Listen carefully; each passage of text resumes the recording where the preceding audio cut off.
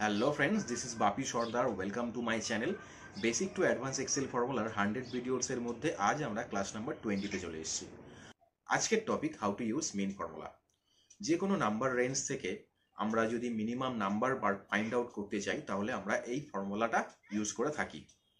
তো আমরা যারা মাইক্রোসফট এক্সেল ইউজার আমরা কম বেশি সবাই জানি কিভাবে এই ফর্মুলাটা অ্যাপ্লাই করতে হয়, এবং আমরা যারা বিগিনার্স লেভেলে আছি কিভাবে এই ফর্মুলাটা অ্যাপ্লাই করতে হয় আজকে এই ভিডিওর মাধ্যমে আমরা শিখব। তো ভিডিওটা স্কিপ না করে এন্ড পর্যন্ত দেখুন। এখানে এই সিটের মধ্যে কিছু কলম ওয়াইজ নাম্বার দেওয়া আছে। আমাদেরকে কি করতে হবে? আমাদেরকে এই সিলেক্টেড রেঞ্জের মধ্যে দিয়ে আমাদের এখানে মিনিমাম নাম্বার ফাইন্ড আউট করতে হবে। তো মিনিমাম নাম্বার ফাইন্ড আউট করার জন্য আমরা জেনারেলি যেটা করে থাকি সেটা হচ্ছে আমরা ফিল্টার অপশন ইউজ করে থাকি। আমরা কিবোর্ড থেকে প্রেস করে থাকি control shift R L.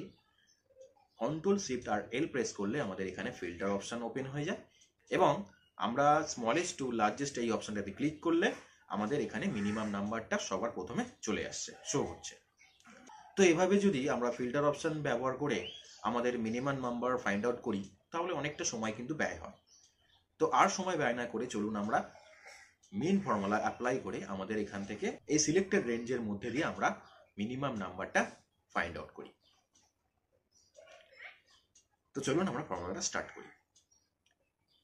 Is equal to min MIN min bracket open, আমরা সিম্পল এই রেঞ্জটা দিয়ে দেবো, ব্র্যাকেট ক্লোজ করে এন্টার করলে দেখুন আমাদের এখানে মিনিমাম নাম্বারটা চলে আসছে।